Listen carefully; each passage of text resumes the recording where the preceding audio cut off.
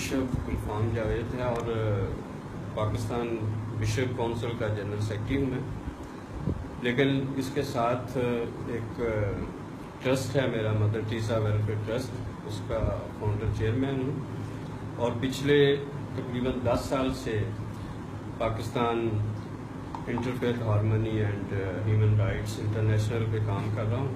تو میں بھی ڈاکٹر صاحب کو بتا رہا تھا، میں نے ان کو یہ پکس دکھائی ہیں، یہ آپ بھی سب دیکھیں، آپ کے سوال کا جواب ہے کہ ہم نے کرسمس پہ ایک پروگرام کیا ہے. اس پہ مسلم، کرسچن، ہندو سب کو ہم لے کر چرچ گئے تھے اور ہم نے مل کر عبادت کی تھی. بلکہ جو چرچ کی گلی تھی اس کی صفائی بھی ہم سب نے مل کر کی تھی. یہ مولانا صاحب ہے جنہوں نے کرسمس کا بینر پکڑا ہوا ہے کہ کرسمس مبارک کا. پھر ہم اس کے بعد چونکہ عید بھی آ گئی تھی ساتھ، تو ہم مسجد میں بھی گئے تھے. سب لوگ پھر مسجد میں بھی گئے تھے، کسی نے کوئی اعتراض نہیں کیا، نہ کسی چرچ میں کیا نہ کسی مسجد میں کسی نے اعتراض کیا. اس کی وجہ کیا تھی کہ ہم دیکھیں کہ ابھی اگر میں ڈاکٹر صاحب کے کان میں کوئی بات بولوں تو جب یہاں تک آئے گی تو وہ بالکل بدل جاتی ہے. یعنی کہ افواہ جو ہوتی ہے وہ انتشار کا باعث بنتی ہے. انٹرفیتھ پہ جب ہم اکٹھے ہیں تو ہم میرے خیال میں ہمارے لیے یہ بڑا ضروری ہے، جیسے ہمارے مذہبی بعض دفعہ لوگوں کے مسائل آ جاتے ہیں، مذہبی طور پہ کوئی ایسا انتشار پھیلتا ہے تو اس میں ہم مل کر زیادہ بہتر کام کر سکتے ہیں. دوسری بات، جب تک آپ کسی کے مذہب کو اسٹڈی نہیں کریں گے، اس کو جانیں گے نہیں، تو آپ کو کیسے پتہ چلے گا وہ صحیح ہے یا غلط. اس لیے میں یہ سمجھتا ہوں کہ ہمیں ایک دوسرے کے مذاہب کی اسٹڈی کرنی چاہیے. جیسے چھوٹی سی بات، لیکن بعض دفعہ وہ چھوٹی چھوٹی باتیں بہت بڑی ہوتی ہیں. عام مسلمان لوگوں کا یہ خیال ہے کہ جو کرسچن لوگ روزہ رکھتے ہیں وہ جو چولہے پہ پکتا ہے وہ نہیں کھاتے، باقی سب کھا جاتے ہیں. حالانکہ ایسا نہیں ہے.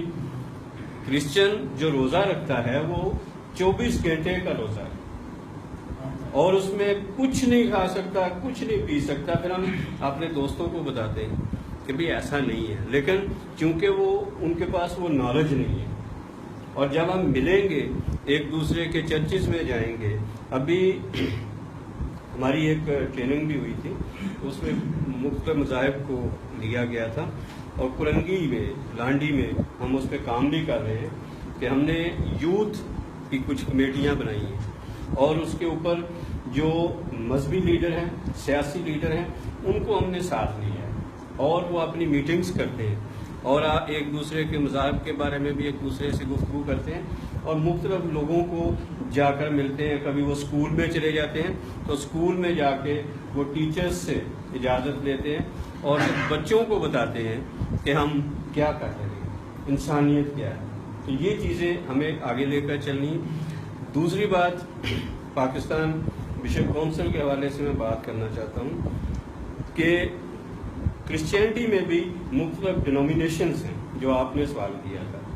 کوئی میتھوڈسٹ ہے، کوئی پینتیکاسٹ ہے، کوئی کیتھولک ہے، کوئی چرچ آف پاکستان والے ہیں، مطلب الگ الگ چرچز ہیں. تو ہم سب سے پہلے ہم نے یہ جو کونسل بنائی، اس کا مین مقصد بھی یہی تھا کہ جتنے چھوٹے چرچ ہیں ان کو ہم یونائٹ کریں، ان کو ایک پلیٹ فارم پر لے کے آئیں تاکہ لوگوں کے مسئلے مسائل حل ہوں. جس طرح ڈاکٹر صاحب نے بات کی کہ ظاہر ہے ہمیں میڈیکل میں، ہیلتھ میں اگر آتے ہیں، ایجوکیشن میں آتے ہیں، ہیومن رائٹس میں آتے ہیں، مختلف چیزوں پہ جب ہمیں کام کرنا ہے تو یہ بہت اچھا ایک پلیٹ فارم ہے.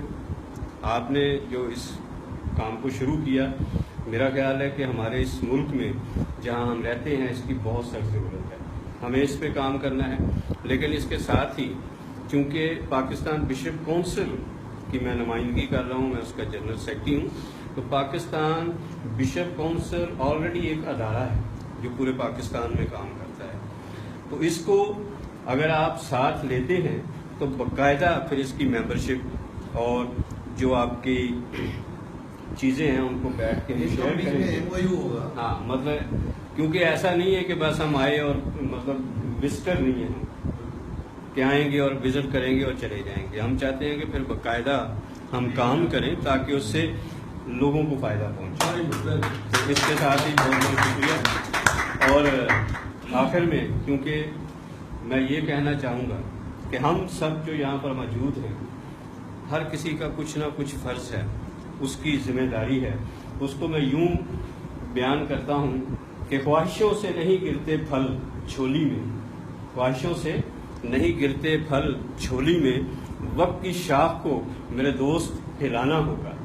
کچھ نہ ہوگا اندھیروں کو برا کہنے سے، اپنے حصے کا دیا خود ہی جلانا ہوگا.